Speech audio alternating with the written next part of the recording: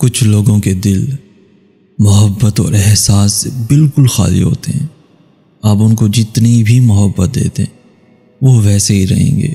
आप उनके लिए रो लें, कुछ भी कर लें, यहाँ तक कि आप मर भी जाएं, उनको फ़र्क नहीं पड़ेगा। और दूसरी तरफ हम उनकी एक एक सांस के लिए, एक एक सांस के लिए दुआ को होते हैं। या अल्लाह वो जहाँ रहे उसको खुश रख, या अल्लाह वो जहाँ भी रहे उसको खुश रख, उसी को खुश रख, उसी को खुश रख। हमारी खैर है, हमारी खैर है।